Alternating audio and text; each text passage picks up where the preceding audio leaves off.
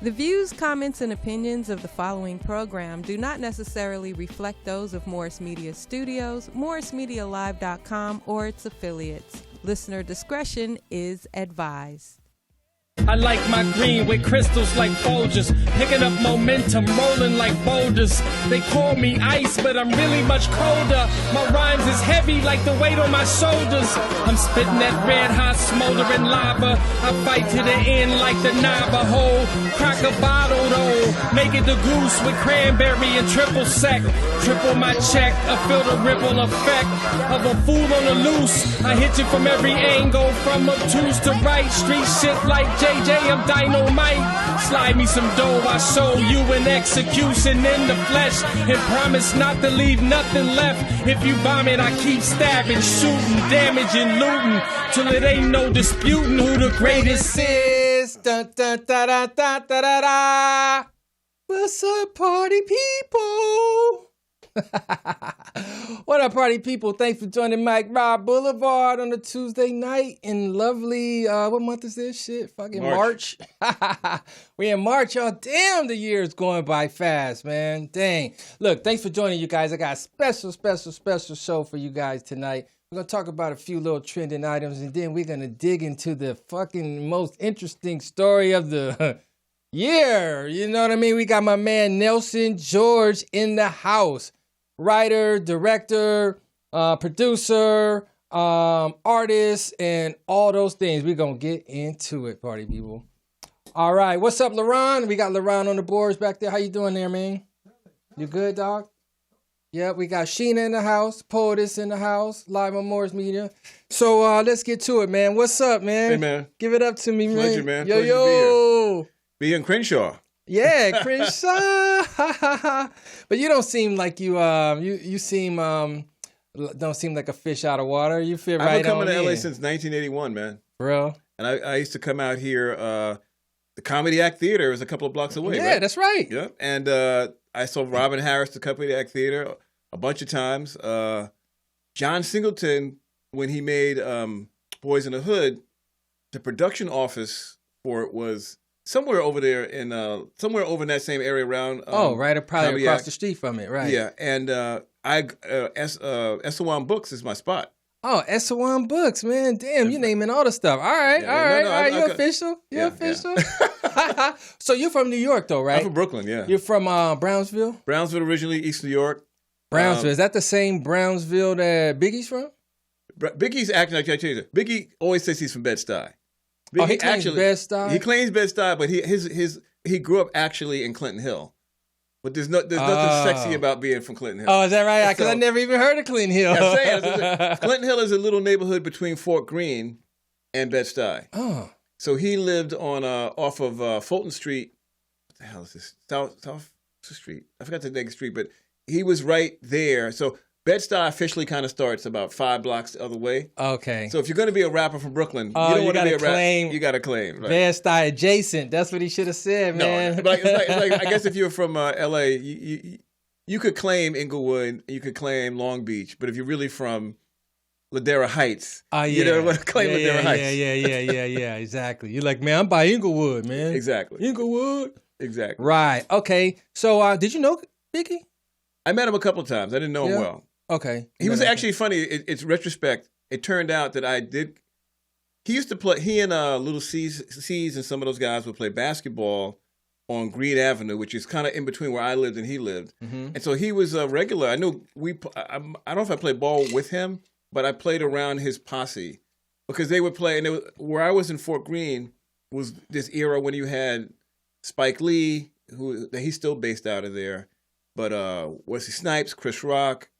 Lawrence Fishburne, Rosie Perez. There was a lot of musicians. Dang, everybody artists. from right there? All Fort Greene. I mean, Talib, Kweli, Most Common lived over there. Mm-hmm. There was this crazy period from around 1985 until 2000 when it was like a black mecca over there. Wow. You know, jazz musicians, artists of all kinds. So they were on the other side. I mean, they were like where Biggie grew up. Is kind of in the Clinton Hill side, which is only a couple of blocks. There was a basketball court where everyone played on Green Avenue. So he and his posse used to be over there. Oh, okay. So, but you guys got like quite an age difference though, too, right? Oh yeah. I mean, he would have been like He's like the young homie, like he was trying to. In fact, there's a funny story. Before he met Puff and got hooked up with them, and the Source wrote about him, he was trying to get Terrence Blanchard and Donald Harrison, who were jazz musicians, but they were musicians who had record deals. So he was trying to like whoever he could talk to. Right, anybody like let me get a verse on that, right? Exactly. Dang, and yesterday was the anniversary of his passing, huh? Yeah. March 9th. Yeah, it was wild. I mean, because I lived very close to where he grew up, so that famous Entourage down Brooklyn, I know I was right there, man. And Damn. That neighborhood now is like is gentrified. The building that he grew up in has mad white people in it now. Really? Oh, that whole block, man. Dang. Where they used to sell rocks and all that stuff, they ain't selling rocks there now. They ain't selling no rocks, son. They're selling probably designer bread. I mean, really, it's like baguettes and shit. Exactly. They're selling baguettes over there. Damn. So I remember this. Okay, well, first of all, let me just say this. I want to give you your props on always properly representing for hip hop and really keeping like a true perspective when people or things occur that maybe get us off track. And I've seen a lot of interviews, a lot of times, a lot of pieces and clips of projects, and you always represent. Well, I look at hip hop as an extension of black culture. And to me, black music, black culture is everything. Mm-hmm. So it's funny, when I was younger, I always say, well, hip hop is a break from it. Because there are a lot of things about hip hop that was different than R&B and so forth. But now that I got older, I see it all as a continuum. It says black music is always evolving. Like, people are always evolving. And our way we express ourselves evolves. Mm-hmm. The same way, like, trap music is pretty foreign to me lyrically. I don't get the whole trap music flow. Right. But the music is good. I like a lot of trap. I like a lot of production. Yeah. But I think I'm too old to be hearing, people talk about Marley and stuff like that. I got my Marley and my AK. Yeah. That doesn't do anything for me. Because I grew up on Rakim. Right. Exactly. And Snoop. So so I think everybody, but I appreciate what it is. And the fact is that I'm not supposed to. Mm-hmm.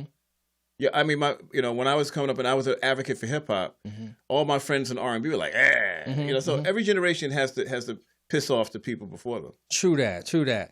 And I remember when I'm of the living age where I remember where there was no hip hop. Yeah. And my very first introduction to any type of hip hop was through that Blondie cut. Oh, there was Rapture. Yeah, Rapture, right? Blondie, I think Fat Five Freddy worked with her or whatever. Yeah. And she and Chris Stein, her boyfriend, were some of the first white people to go to the Bronx. Ah. Like Freddie took him up. Oh, okay. And so it's funny, in New York, the number one group of white people to embrace hip hop initially were what we call the punks or the new wave people. Not the mainstream people, the people who were already on the edge. Oh. The white people who were already on the edge, they saw that as they saw that as punk to them. Oh. So like the initial shows of hip hop downtown, whether it was Bambaataa or Flash or some of the other folks in the breakdance groups, it was all like the Lower East Side or places like that. Oh, okay. So y'all had like, are you talking like, I don't know, Billy Idol fans and all that? I'm talking about Blonde. I'm talking about the Clash. Oh, the Clash. Oh, punk like punk. That. Oh, yeah. They loved it. Yeah, to them, the Smiths and all that. Yeah, to them it was more like they came from. Remember, a lot of the punks were influenced by reggae. Facts. So they were like, oh, this is like dub, or this is like toasting a backyard parties, which they had in London. So there was a lot of that flow back and forth. I mean, Blondie was the one who got on it for the Talking Heads because they got into funk. David Byrne had a 4-piece band and he recruits Bernie Worrell. So all of those, they were the people who were most interested and curious. And it took time for the white mainstream it took a long time. We're talking about Sugar Hill Gang is 79, Rapture is 81. And, Walk This Way is probably, which is kind of a big break. What was that, 80, 86? I would say that's 85 or 6. Yeah, and then, but still, I wouldn't say that really hip hop really, really crossed over to white people in big numbers until Raising Hell, you know. I was going to say, Beastie it starts Boys. with Run DMC. Yeah, absolutely. It starts with Run DMC as far as the spread. Yes, absolutely. And then that spread to the Beastie Boys, which really went to the spread. Yeah, and then after that, you had your moment where you had your Hammer Vanilla Ice moment. Like, people forget, those guys sold 11, 12 million records. Those were big records. People kind of wrote them out of hip hop a little bit. Look, why was Hammer getting dissed so much, man? I guess the shiny pants. Yeah, the pants. Starts with the pants. I think it was the pants, man. I really do. Yeah, and if you wasn't a dancer type, you know. So, but you do remember a time when there wasn't hip hop, Oh, absolutely. right? You kidding me? And then it happened, right? Yeah. Can you talk about that? Well, it's funny because I grew up in a soul house. My mother was a soul, Otis Redding. Right. Temptations, Al Green, those were Gladys Knight, Aretha. They were gods in my house. So I was around all that music and became a music head. And then when I got to be a teenager, I was kind of running around New York and I was going to buy records at all these different record stores and sort of dipping my toe into these different scenes. The big moment for me was I got to be an intern at Billboard magazine in 1970. I got 2 internships because I wanted to be a writer. So 77, 78, I'm in college, and I get an internship at Billboard, which is a music trade, and one at the Amsterdam News, which is, the black newspaper in New York. So I'll show you something. I'll pull this out. So this is the book, the Nelson George mixtape. Dope. And I saw the first piece I did, big piece I did. This is from July 1977, and this is called DJ Herc and his B Beats. Right? So from 19 what? 77, man. What? No, 78. This is 78. So what happened is that I had a mentor, a guy named Robert Ford, right? Right. He wrote for Billboard. He used to go to a place called Downstairs Records in Times Square, and the guy was telling him, yeah, these kids are coming up here and they're buying all these $1.99, $2.99, what they call cutout records, and they're making big bundles of them and taking them up. Because they were looking for break beats, or B beats as they were called then. So we got wind of a party on a Saturday afternoon in the Bronx. So we went up to the Bronx, Taft High School, not far from the Grand Concourse. All these kids are waiting around, looking around. A white van pulls up. A bunch of brothers get out the van. They unscrew the base of the light pole. They unscrew it. And there's wires in there. They had their own wires. They hook it up to the light pole. Wow. They take the wire through the fence, and then they put up big 2 card tables, and start bringing out these crates of records. And it's Kool Herc. Man, and so, oh Lord. So man. it was a what they call B beats. It wasn't break beats yet, but they were called because he was looking for the breaks of the records or the B beat, And then the breakers were called breaks. So all this B shit was going on, right? Right. And it was like when I went there, and I wrote an article about it when I in the Amsterdam News. Which is it's the first article on Herc for sure. And it's one of the first articles on hip-hop, period. Dog. What we call hip-hop now. It wasn't hip-hop then. It wasn't hip-hop for a couple of years. So it didn't get that name, huh? It didn't have that name. No. It didn't have a name, right? So I'll show you a couple of other things here that get part of that. So it was just coming up. And this is an article I did on Curtis Blow. Rapping with Curtis Blow for the Amsterdam News. And this is, again, 78. This is like after the breaks. And Christmas rappings come out. Wow. So you literally went to the parks and saw it for yourself. Oh yeah.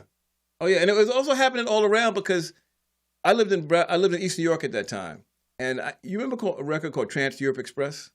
I do, but I can't picture. Europe Express. Yeah.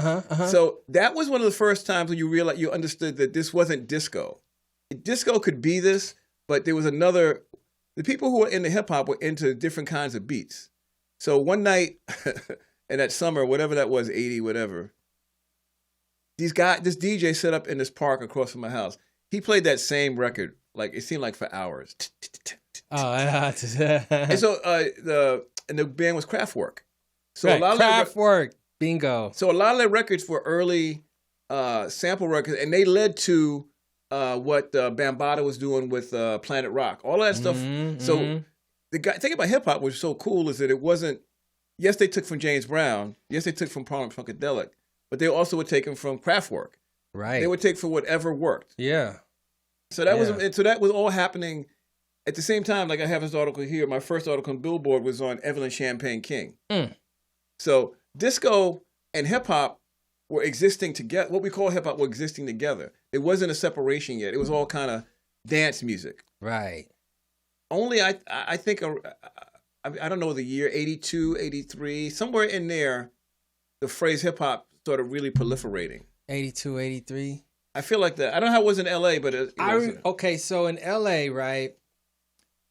You know, I had Egyptian Lover, and that was very African Bambaataa. Yes, absolutely. Africa Islam. Now, here's the thing. I was what I called an LA B-boy. You know, I jumped onto it quickly. I was shook. You know what I mean? Like, man, this hip hop shit is the shit. You know what I mean? So I was going to parties, going to clubs, breaking, graffiti. I was picked up all of it, right? So my introduction was this show called Graffiti Rock. Oh yeah, Graffiti Rock. You know Graffiti Rock? Yeah, absolutely. Man, so look, we had the Graffiti Rock tape, bro. And I played that shit, man, had to be hundreds of times, man, looking at how they talk, how they was dressing, scratching, the New York City Breakers were on there. They were fantastic. Dancing. You know Graffiti Rock, right? Oh yeah, of course. Okay, so talk about when that came out. Was it the same? Did it matter like that out there like it did out here? Because everybody was on Graffiti Rock. Graffiti Rock was one of the I'm not sure how you say it. It was like a satellite from another planet because it took what was going on in pockets of the city in New York and spread it around the world. Right. You know, I remember the same effect as Graffiti Rock. Do you remember the Fresh Fest tour? Do I? Okay. Yes. That was big because it's the first tour. So that was like Run, Fat Boys, Houdini. They had some New York City Breakers, or either Rocksteady Crew or New York City Breakers. I think Curtis Blow was on some of the shows. They had Curtis Blow. Right. Curtis Blow was the headliner, right? Yeah, I think he was. Right, because he had the UTFO. Right, UTFO.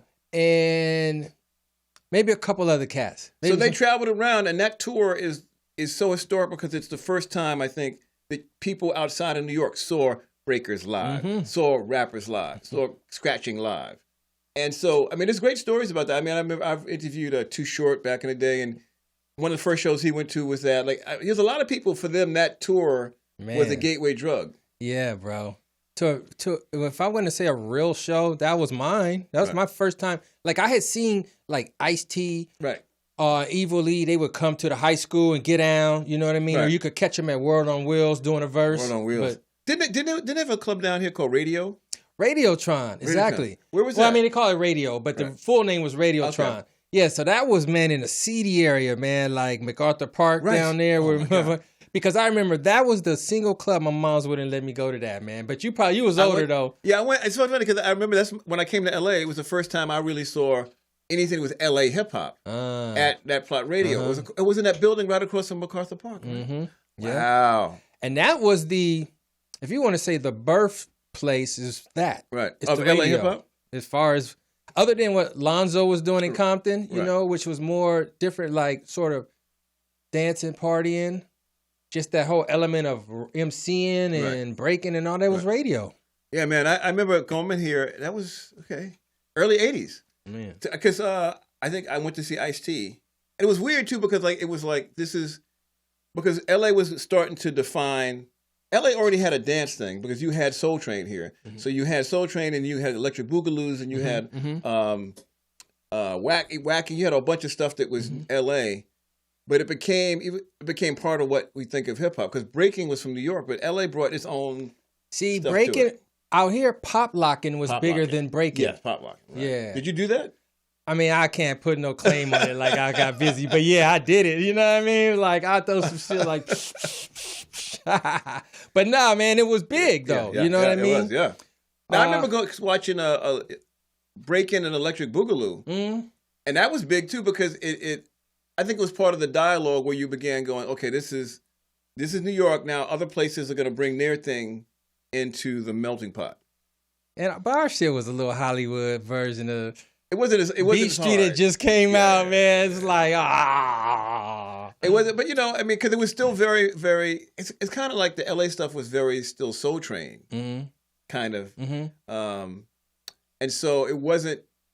See, people think about hip hop as this thing. If you look back now, it took a while for it to evolve into what we think of as hip hop. There were all these different, like I said, disco was a big influence. The electro kind of stuff. Right, because keyboards had just been invented. I mean, the, you know. The 80 and the 808. Yeah, and the 808 is a game changer. Yeah. Right. Yeah. So all those things were happening and people were kind of experimenting and figuring out what they were.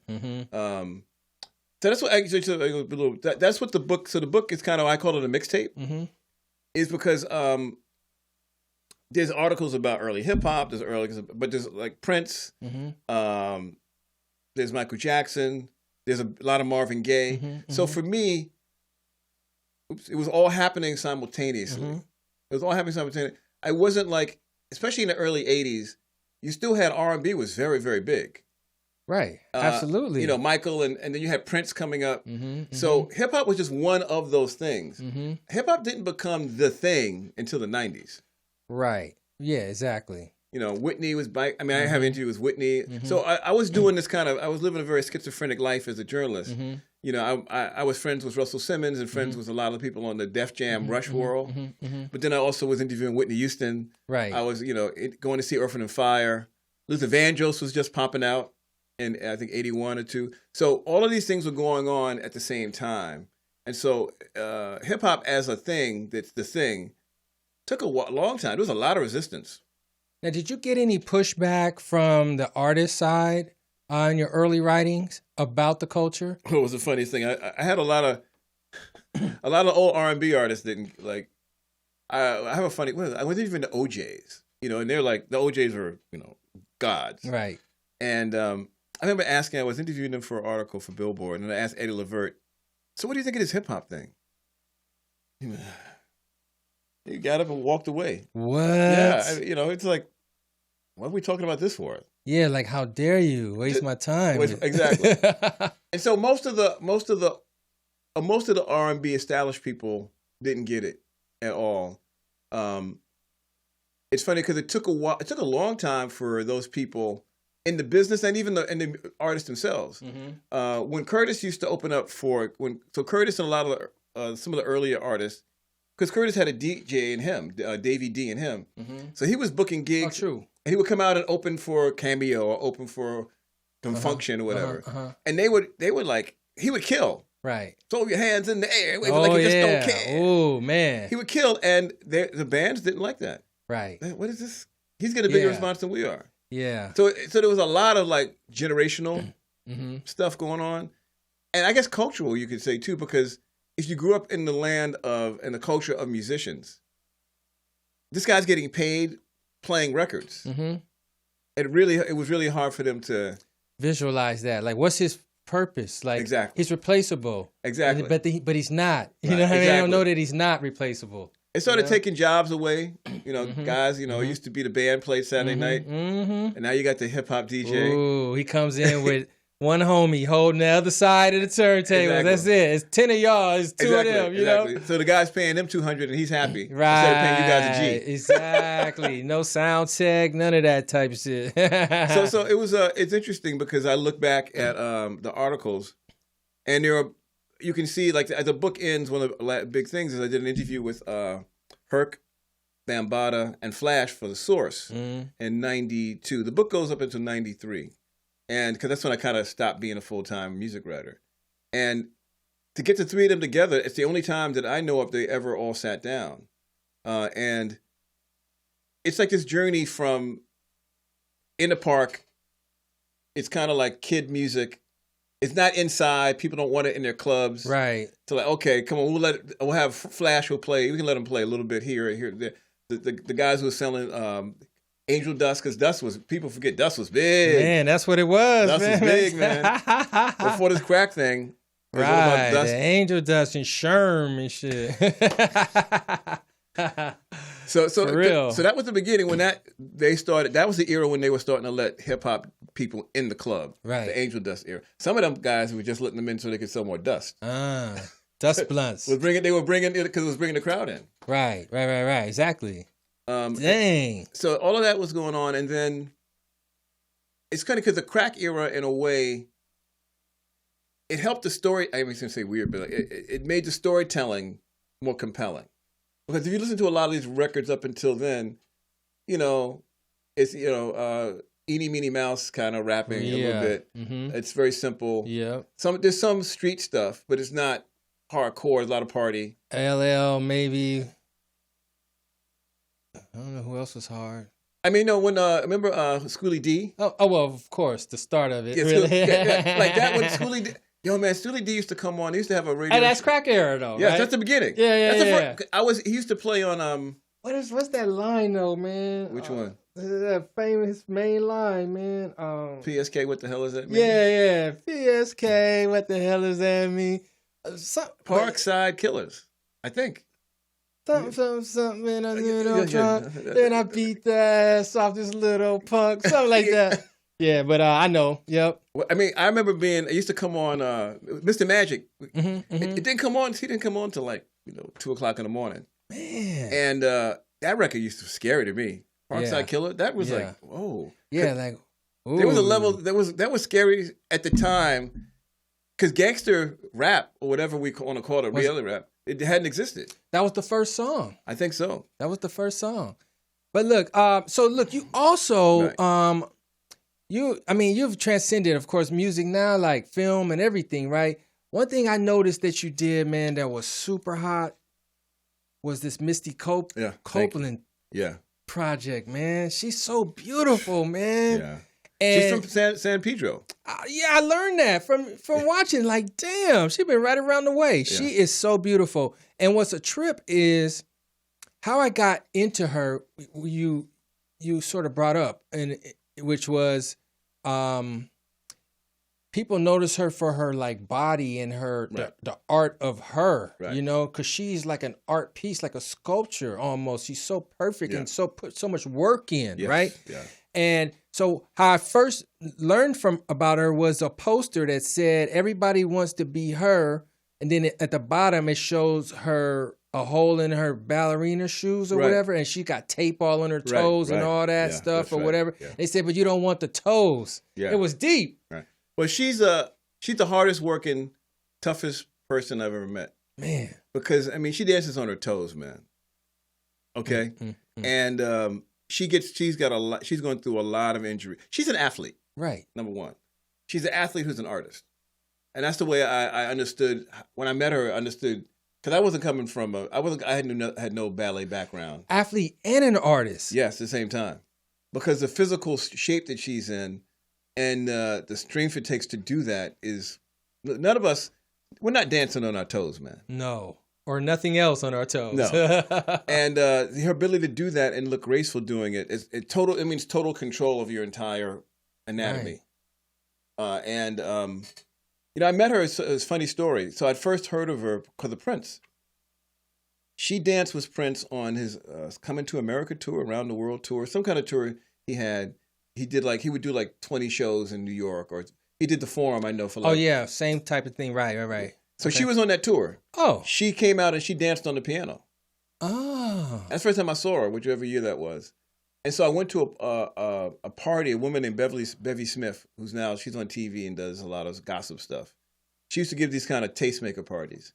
So I go to the party and there's this beautiful woman at the end of the table. I'm like, oh, who's that? She looks familiar. Mm-hmm. Let me switch my cards so I can sit next to her. And it turned out that, she was the ballerina from the Prince thing. Right. So I started talking to her. I met her manager. And I was like, I've never been to a ballet. Can you hook me up somehow? And they got me a ticket to what was turned out to be a very important event. She was going to be the first black woman to dance the Firebird dance at the Met in New York City. No one had never been done. Not with a white ballet company. Wow. So it was like a Jackie Robinson type moment. Huh? So she comes out, and I've seen all these black people in the crowd. Like, oh, wow, I didn't know that people went to ballet. She dances. It's amazing. I've never been to ballet. I'm kind of like, wow, this is crazy. I'll go backstage, and she says, well, thank you for coming. I'm in a great deal of pain. So she was dancing on like 5 fractures in her left shin. So essentially, she was going to endure the pain, and because she was not going to not do that performance. Wow. But the next day, they went and had surgery, man. That's some Kobe Bryant shit right there. No, very much shit. so. So they're both Virgos, by the way. Wow, man. So she went and did that. So when I met her, I was like, well, this is the story. So I asked her, can I follow you while you make your recovery? Because it was a story. Either she makes it back, it's a great story, or if she doesn't make it back, it's also an interesting story. Right. So I followed her around, just me and a camera at first for a couple of months. Then I was able to raise a little bit more money and add more crew people. And I ended up following her around for more or less 2.5 years. Wow. Till she came back, and the whole thing was she going to be made what they call a prima ballerina? Mm-hmm. Like, she going to be made a major, like you were one of the ones. Right. And we had to wait for that, so so documentaries are very different than other kinds of filmmaking, because that kind of filmmaking, when you're experienced, you got to wait for stuff to happen. Right. And you just have to be aware. And we put the time in, and just as we were finishing, and you don't know what's going to happen. Absolutely, it's unwritten. We didn't know. I mean, we had no idea if she was going to come back, and there was. Right. That's why I say she's so strong. I've seen the journey. Man, I've seen the injuries. I've been to the doctor. I've seen the X-rays. Now she's been a prima ballerina for like 5 years, 6 years. Actually, we're working on a new project. Yeah. We were just up in Oakland 2 weeks ago, and we're going to be working on a project about homelessness in the Bay Area. Well, homeless in general, we shot in the Bay. My husband is from Oakland, so we decided to work up there. And it's basically, our concept is you have a ballerina like her and a street dancer. Like, what's that dancing they do in Oakland? Hyphy dance? Not hyphy. It's going to kill me. I should know this. Oakland? Turfing. Oh, turfing. I don't know turfing. It's the current. It's the new shit. It's the new stuff. So it's mixing her ballet style with a street. So we're working on developing a short film. He'll be a homeless kid. Oh, about the meshing of the two. Yeah. But he's a homeless kid, so using that meshing to tell a story and bring people attention to the homeless crisis in California. Wow, man. This is the first time I even have heard or considered of looking at her like an artist as well as a dancer. Oh, yeah. But it is. Yeah. That's exactly what it is. She's an athlete, man. Yeah. I mean, like you see her workouts. Man, I bet, bro. Yeah. So that's one of the proudest things I've done is to work on that, because I didn't know anything about ballet. A lot of stuff I've done, okay, I know music, I know hip hop, I know R&B, but this was like I just went in blind just because I knew there's a story. So the fact that we got it done and you can rent it, it's on Amazon and iTunes and played in theaters for a while. It's amazing. Wow, man. Dang, what was I gonna say? So another thing regarding the filmmaking, you did this project that was Finding the Funk. Oh, yeah. That's hot, too, man. Just even the idea of what the whole... You listen to things like funk or jazz, and you just think they're always there, but it was creative, Absolutely. right? Absolutely. Can you talk about that? Yeah, I mean, funk is the bald-headed stepchild of black music. Okay. I say that because we all know about Motown. We all know about Aretha and soul music. We all know about hip-hop. We even know about disco. Right. Funk is the thing, for whatever reason, funk is the foundation of hip-hop. James Brown, Sly, Harlem Funkadelic, Dyke and the Blazers, you can name them. All those samples are every record we love. Right, is that. But those artists are not, for whatever reason, they've never been given the praise that James Brown has. Well, James Brown, but I mean, like, there's a whole ton of people, man. I know there are. I mean, not the same. Like, everyone, you ask a kid now, he can name you 15 rappers. Right. They can't name 15 bands. Oh, no. And so that was the reason we did it. We did it with VH1, and the only problem I've had with it is that we're trying to put it back out. There's a version of it called the director's cut, which we've been having some issues because they did it with VH1 and certain materials in it they own, and then so it's you're dealing with a big income corporate. Yeah. But I'm trying to put that back out desperately because I feel like funk is actually coming back. Yeah, I would say so too. And like you said something interesting that I never thought about is how the people who really started the funk movement were people that were parts of other people's bands, right? Yes. And their instrumentation is what really separated them and made them a star. And they went out and became this funk. Bootsy was in James Brown's band. You know, Earth, Wind & Fire, Maurice White was the drummer for Ramsey Lewis. George Clinton and those guys, they were in a vocal group. Right. So almost all of them were, because there was an era when everything in black music was the singer with a band.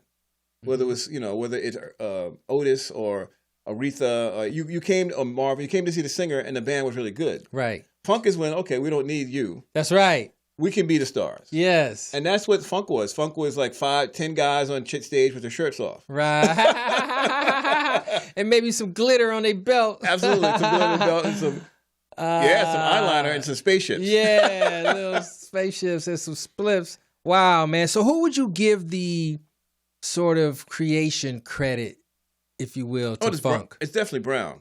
Oh, it's definitely Brown. It's definitely Brown and the JBs. Brown and the JBs. Absolutely. Okay, they get the credit. With Fred Wesley and Maceo Parker and that whole crew. But I also would say that Sly took funk and made it sophisticated. And then so you had Brown was the rawest thing possible. And you had Sly raw, but was like arrangement and different melodies. And then you go up and you look at there's Earth and Fire, the Ohio Players, Harlem Funkadelic, Kool and the Gang, so many great bands, Slaves. Right, so many. So it went. Those are the roots of it, and then it was big from early 70s until really what killed it kind of was the keyboards.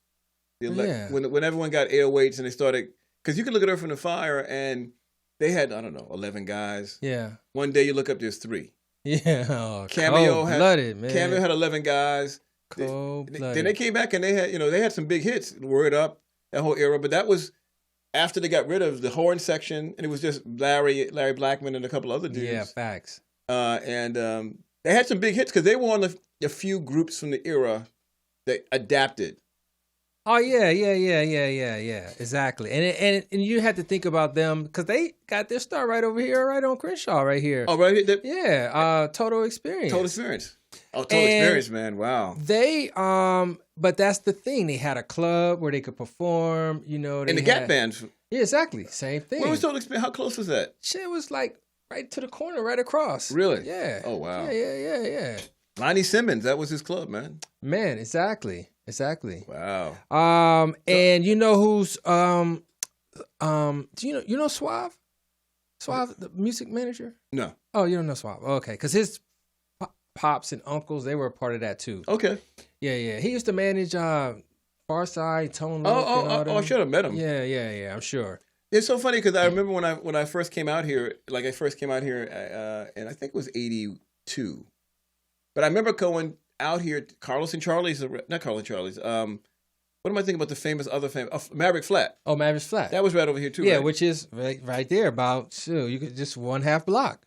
Yeah. So I remember coming out, I didn't know where, I was from New York, I didn't know where I was. Yeah, But I definitely came out here to shows. Okay. LA in the 80s, man, it was fun. There was lots of clubs. Yeah, where you could go see music, live music, all over town. I really remember being excited coming out here. People coming out here to be a star, man. Yeah. So are you following all this, election stuff, voting stuff? Yeah. What do you think about, there's a lot of talk right now, a couple issues I want to just talk about. One is about the idea that are we asking for enough in these elections from our candidates, we as Black people?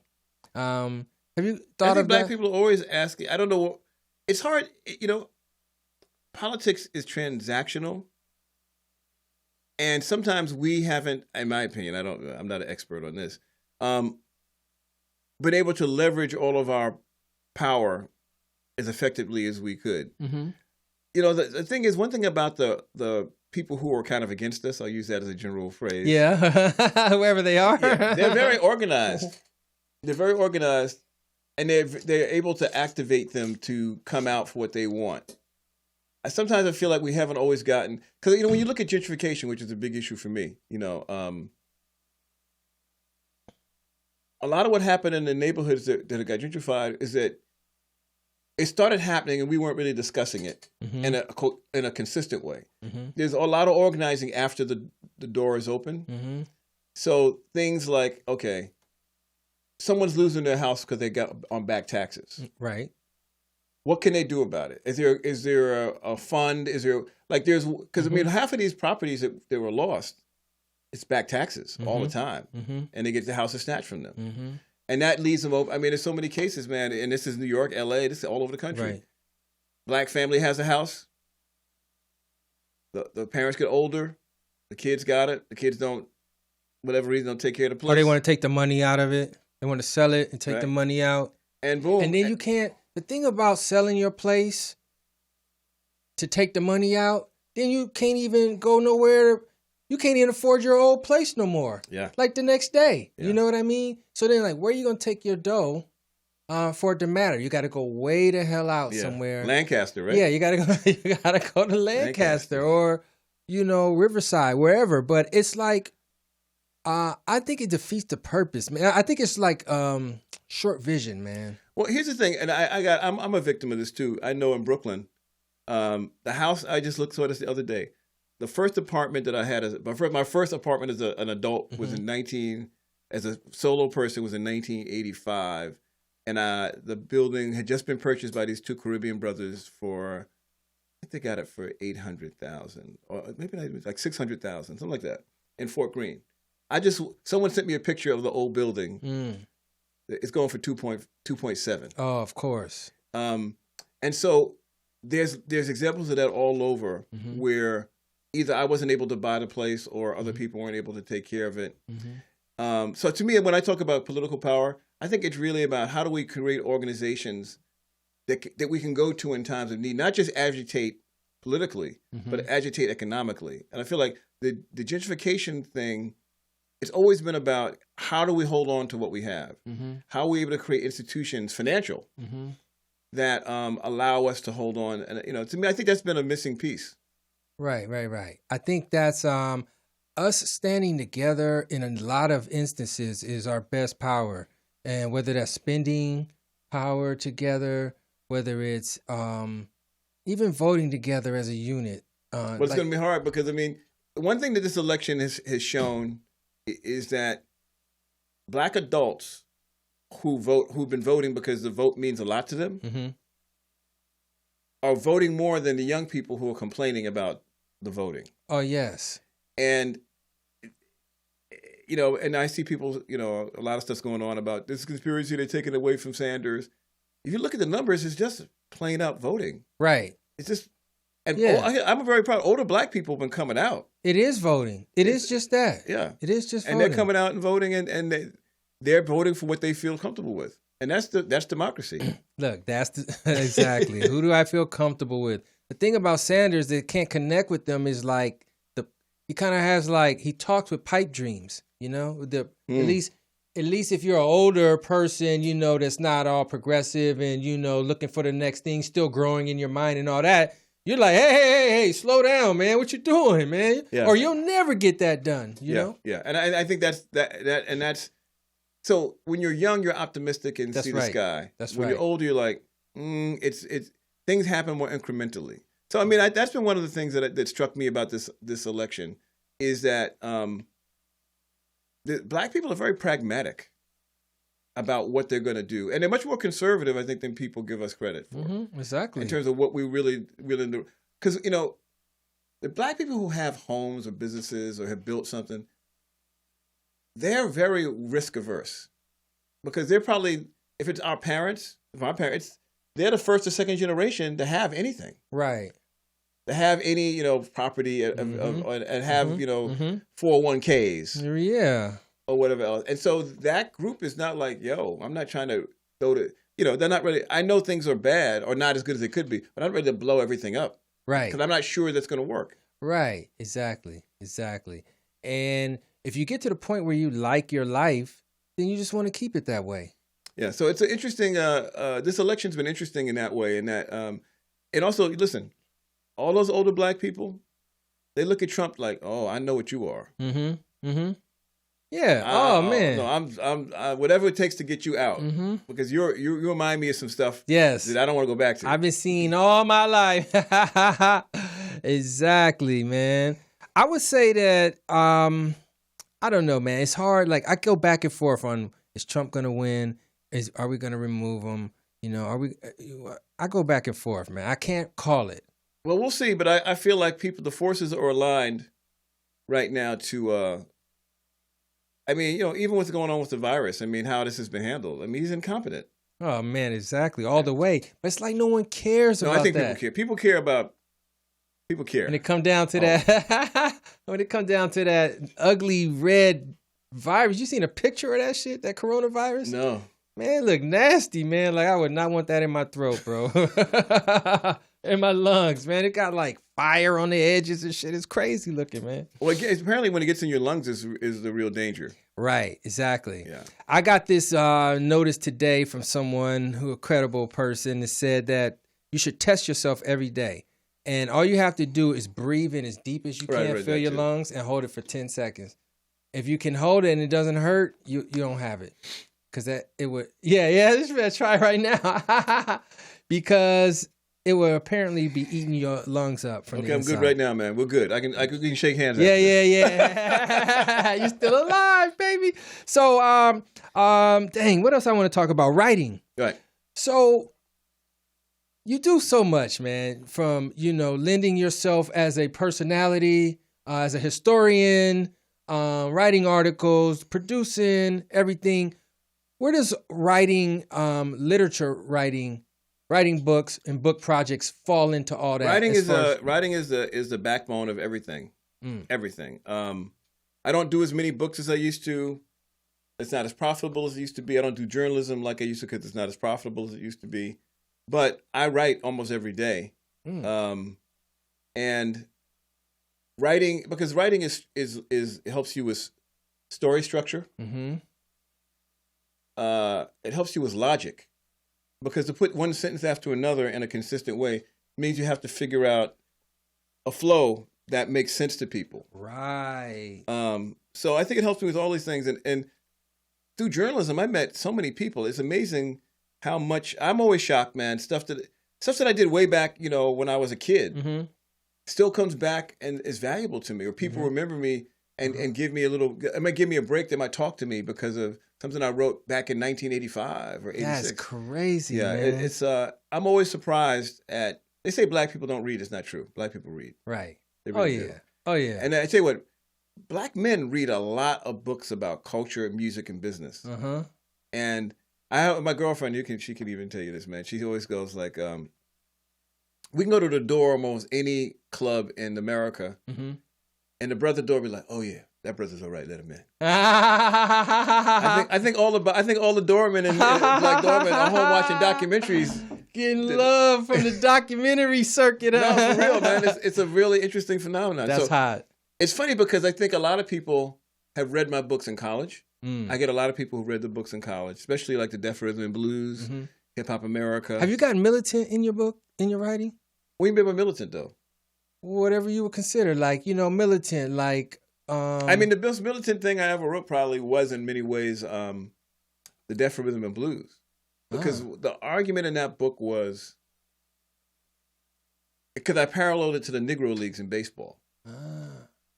We had created a valuable resource that had then been strip mined to some degree by bigger companies and, giving artists more money. There's nothing wrong with that. But we had never been, it goes back to the thing about economics. We had never really asserted control of our own music. And we lost control of it to a great degree. And when I said the Deaf Rhythm and Blues, I was talking about not just about the music, but the whole structure of how our culture worked. What happened is that hip hop came in and replaced the old way with another way. But again, to me, my way of thinking was a lot of what's going on with hip hop now is been so commodified as pop music that to me, it's lost a lot of its connections to the things that made it black music. I mean, I'm an old guy. This is my opinion. Right. But I feel like it's really not even about the music. It's about a lot of other things now. It's about your social media presence and stuff like that. I'm a music guy. Yeah, it's not all about the music. It's about your personality, how you dress, where you're from, who you know. Yeah. Like all those play factors. And then there's like the music too. Right. You know the what I music's mean? almost become a commercial for the persona. Yeah, for which the is person. fine, I guess, but it's not what I... If that's what we're doing. No. But... I mean, one thing I can say, I've been living in L.A. A lot the last 2 years. I'm loving Thundercat, Anderson .Paak. Oh, yeah. Terrace Martin. There's a lot of great young musicians here. Adrian Young. There's so much. So I've enjoyed. I feel like there's for some reason right now, I feel like, you know how it moves around? LA, sometimes it's New York, sometimes it's Atlanta, sometimes whatever. Right. I feel like LA right now is having a great cultural moment because you can live, you can get space. There's a lot of clubs. Like New York is just overbuilt now with so many condos and stuff. So I go out and see a lot more live music here than I did in New York. Damn. There's a lot of great young musicians and they're out, you know, I've just named a few, but I mean, there's so much good live music here and music coming out of this city. Right. Definitely. And guys who can really play. And then there's a lot of people coming here now too. Oh, yeah. You know, like everybody's here now. Yeah. You know, people used to claim where they're from and stay there, you know, whether it's Chicago, New York, Atlanta, Texas. Man, it's like a lot of people coming in. Let me tell you, I go to a party on a Friday night that friends of mine, DJ Most and DJ Kiss do up in it's at the One Hotel Friday nights. And they're New York DJs who moved out here. And so I go there to see all the old New Yorkers. Really? Are you talking downtown? No, this one's the only one in Hollywood I go to. It's up on Sunset at the One Hotel. It's called at the One? Party and Bullshit. Oh, I never messed with it. So it has a core group of folks. But most of the time I'm actually downtown Echo Park. I go to Echoplex all the time. Have great shows. Echoplex, yeah. DJ Spinner's there. There's a lot of new. What's some other man? Okay. DJ Spinner. My man who does the Afro funk thing. Damn, Rich Medina. Yeah, I mean. Yeah, so I interviewed him, man. Yeah. All these great DJs. So they used to be New York DJs. Now they're just global DJs. Exactly, man. Yeah. And the DJ is getting his rightful place to me, which is kind of becoming bigger than the artist, like they started off. Yeah. No, it's very much about like Rich Medina comes, he's doing some kind of show downtown. I'm going to go to it. When Spinner's here, I always catch Spinner because he's got the Stevie Wonder party, which he does. He did 2 years in a row outside, and MacArthur Park. Oh no shit! 4 or 5 hours, fantastic. Wow. Okay. Spinner does his Michael Jackson versus Prince party. You ever going to that? No, I heard about it though. Money. I heard about it though. Money. Wow. He does it at Echoplex like every year. So like even though I'm in LA, a lot of the parties and stuff that I knew from New York, now they're global parties. Right. Or they're national parties. Right. So I've been enjoying it out here, man. I also even at a place in Highland Park, I go to the Lodge Room. Oh, the Lodge Room. Beautiful venue, man. Yeah, cool little spot, huh? Yeah. So I found a lot of spots that I can hear. I see you getting around. Oh no, definitely, man. Getting around, okay. Yeah. Sweet. So, dang, there was another thing I wanted to say about your books. Let me look commercial here while we're here. Oh, go for it, man. This is the Nelson George mixtape. If you can't buy it in a store, it's available through Pacific, which is a publishing company out of New York. It's $28. If you go on Instagram, go to pacificbooks.pub. You can get this book.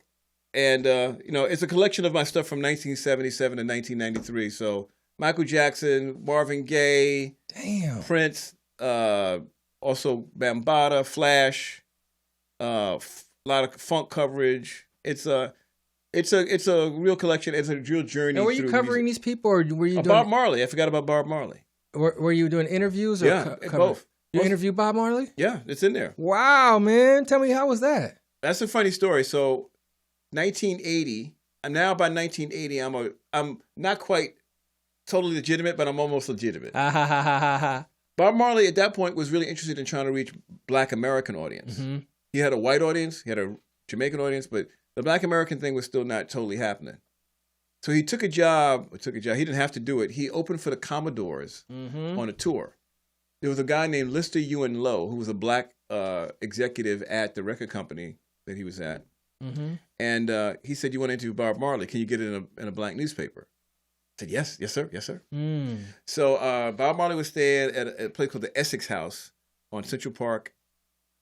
What's that? Central Park South. And I go into the room. I'm probably 80. How old am I? Like 20, 21 in there. 20, I think. I can say I'm 20.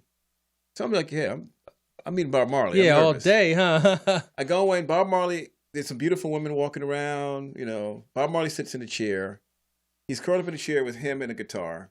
I sit across from him. I got a little, Hey, Mr. Marley. Hey, Robert. And so I ask him a question, and then he's puff in a giant spliff. Damn. Did he pass it to you? No.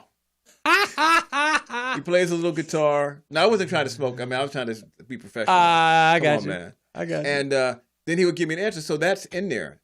And what's funny is I did a whole long Q&A with him. And then, so he played, this is wild. So he does a show that week.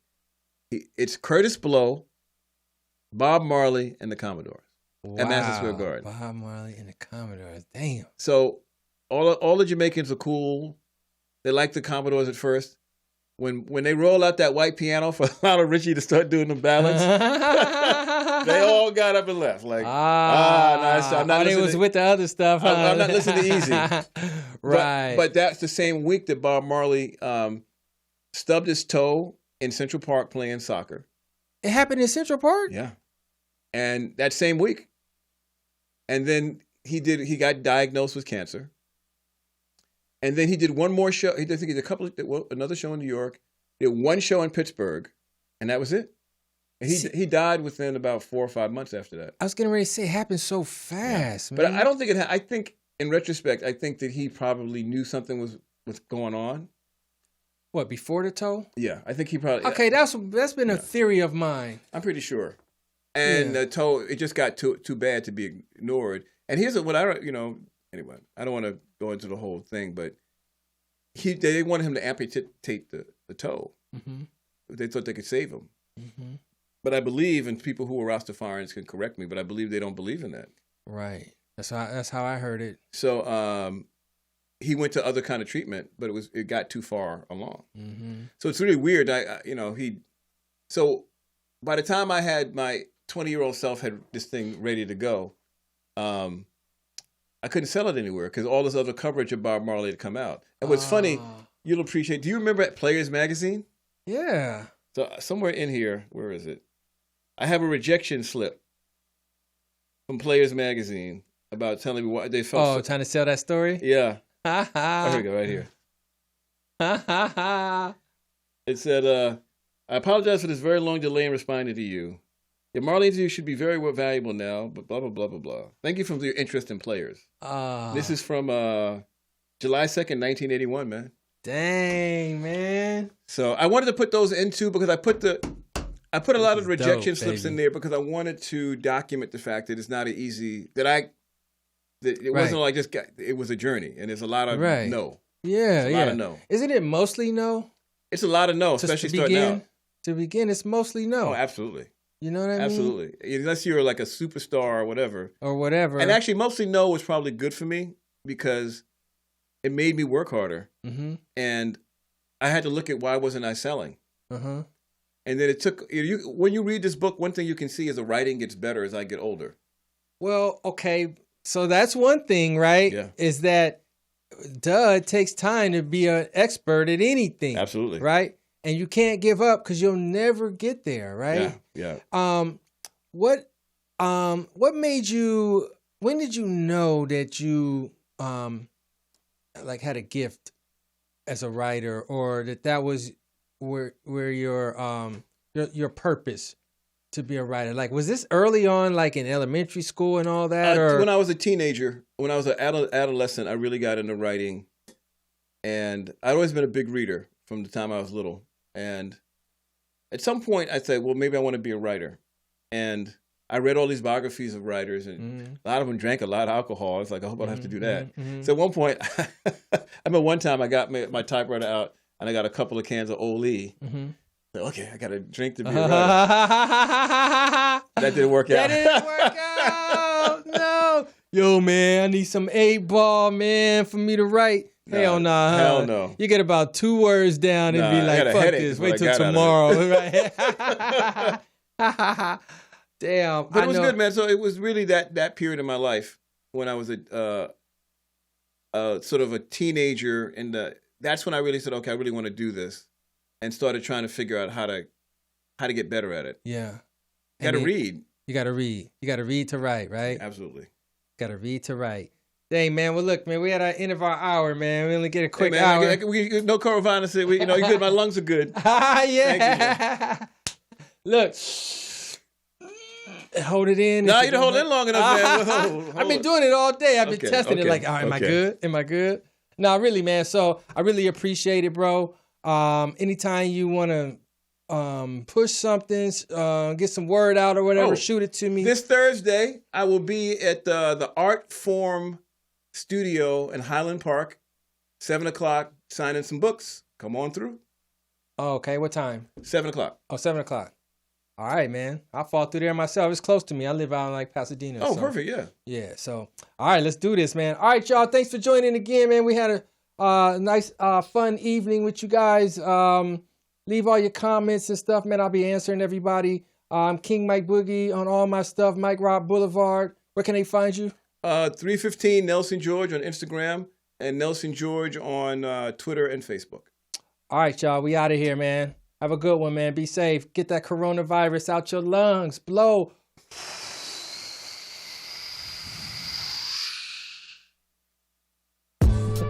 Hey, man, I love that loveliness right there.